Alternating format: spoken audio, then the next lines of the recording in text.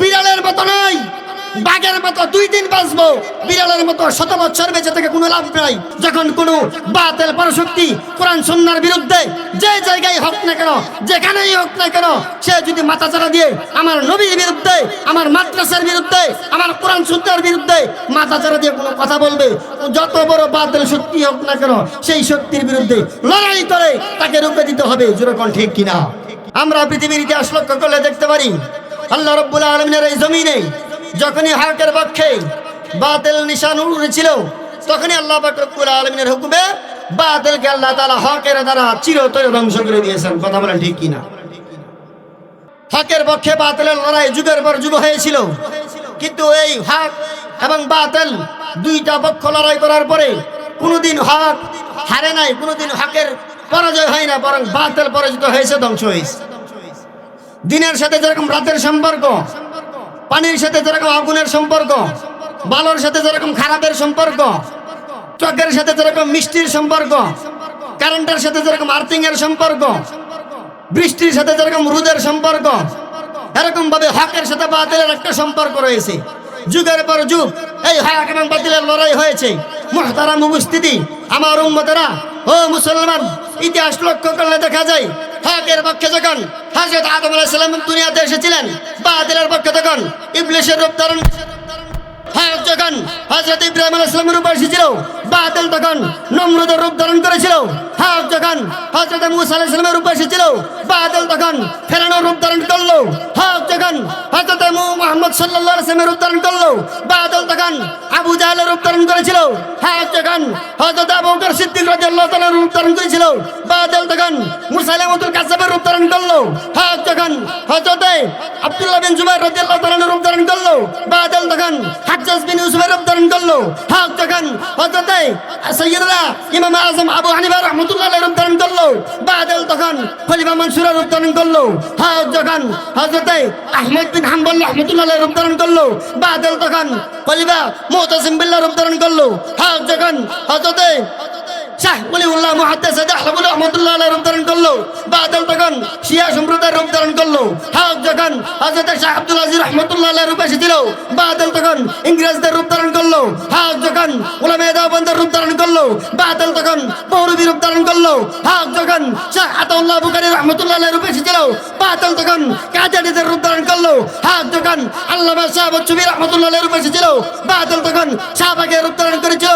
হক যখন হেফাজতে ইসলাম বাংলাদেশের রূপ ধারণ করেছিল, বাতিল তখন মুরতাদ আসিফ মেনন রাজবের রূপ ধারণ করেছিল।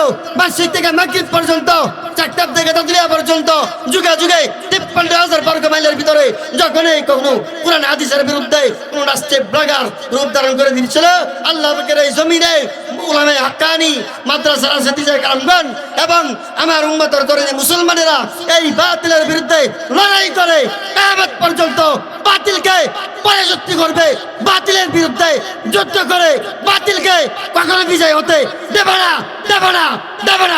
ইনশাআল্লাহ বাতিলের বিরুদ্ধে আমাদের যখনই লড়াই করতে হবে, যখনই ময়দানে যাবিয়ে আমাদেরকে ময়দানে যাবানোর জন্য ডাক দিবে, আমরা এক এক হয়ে তার মত নির্বিশেষে আমাদেরকে ময়দানে চাপিয়ে বাতিলের বিরুদ্ধে আমরা লড়াই করব। কে কে এসেছেন আল্লাহর দরবারে দুইটা হাত দেখেন, লিল্লাহি তাকবীর।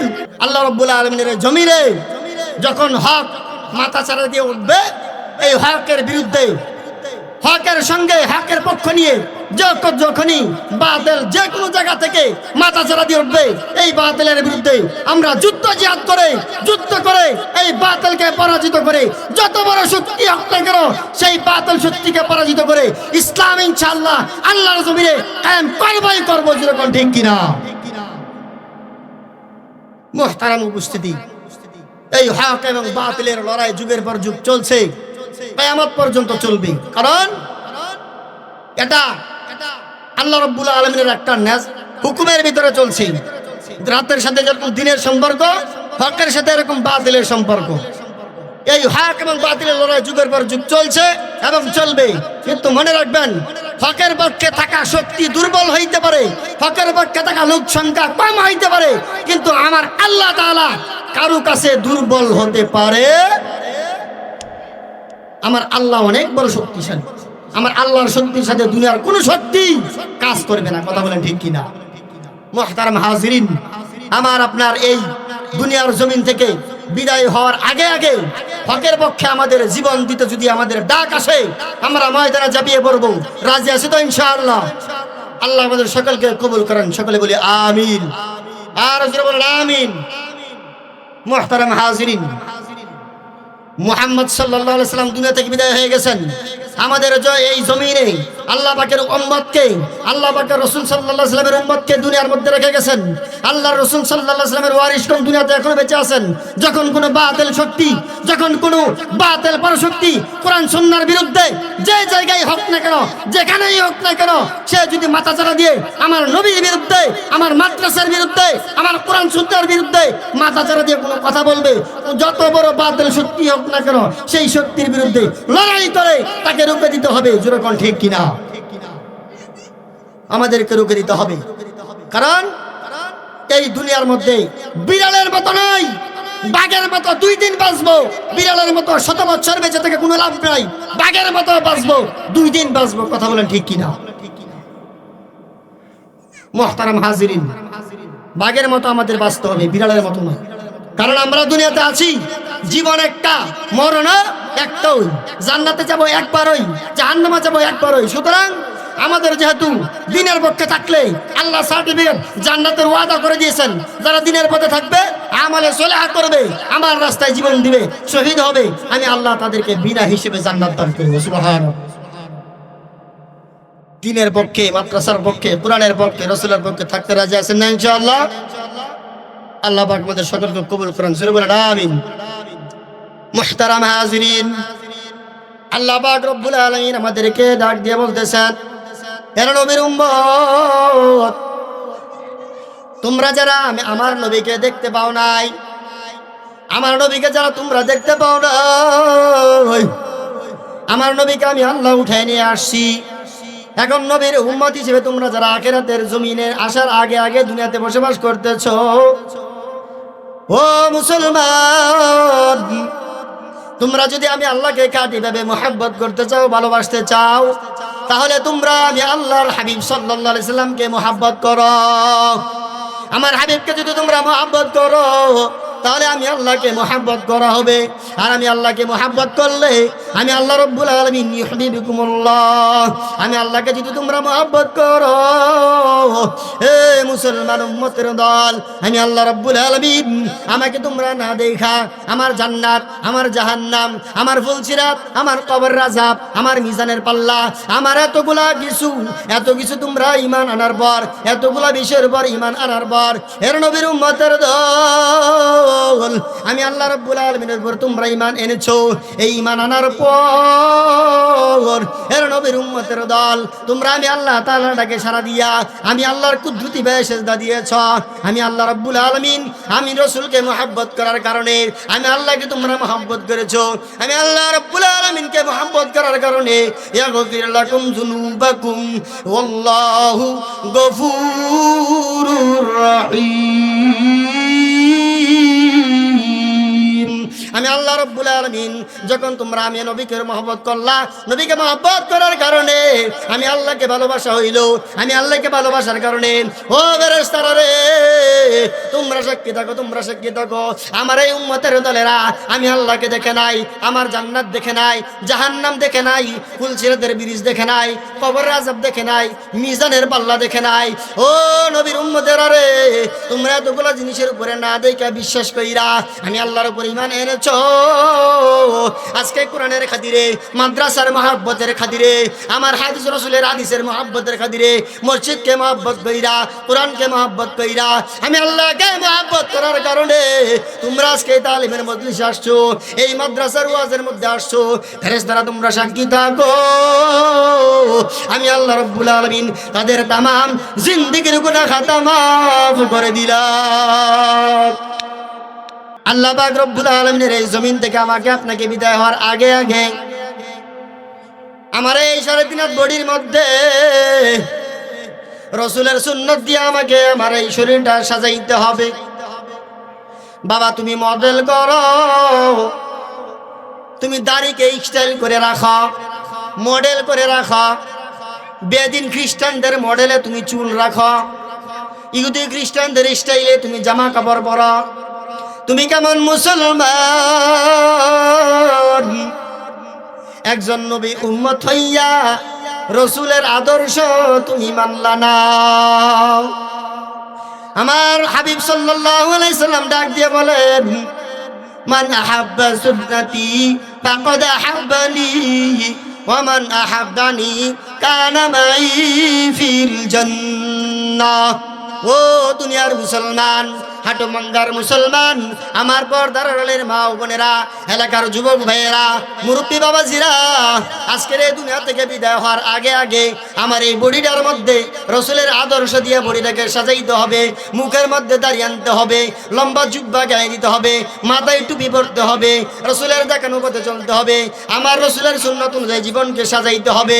যদি রসুলের সুন্নত অনুযায়ী জীবনকে সাজাইতে পারি, তাহলে মৃত্যুর পরে আমার জীবনটা সুখ আর শান্তিতে ভরে যাবে। সুবহানাল্লাহ।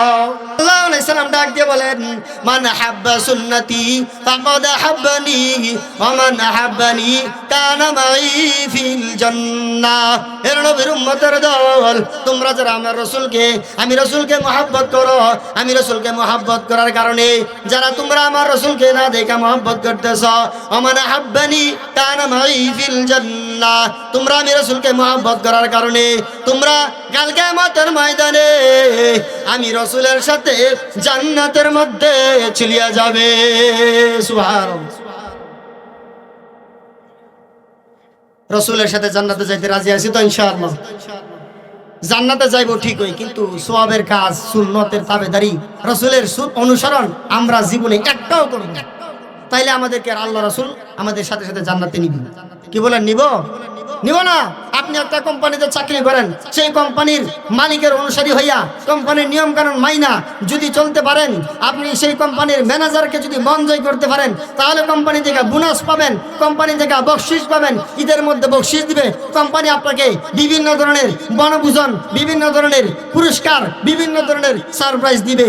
এখন আমরা যদি রসুলের সাথে মহব্বত করতে চাই, রসুলের সুন্নতের অনুসরণ আমার ভিতরে নাই, আমার ভিতরে রসুলের দাড়ি নাই, রসুলের মেসওয়াক নাই, লম্বা জুব্বা নাই, নামাজের পাইরবি নাই, খাবারের মধ্যে দস্তরখানা নাই, আমি কিভাবে রসুলের সুপারিশ কাল কিয়ামতের ময়দানে পাবো? কিভাবে আমি রসুলের সাথে জান্নাতে যাইতে পারবো? কষ্টিন কালেও সম্ভব না। কথা কোন ঠিক কিনা? এই জন্য মুহতারাম হাজিরিন, এই মাদ্রাসার দিকে আমরা খেয়াল করব।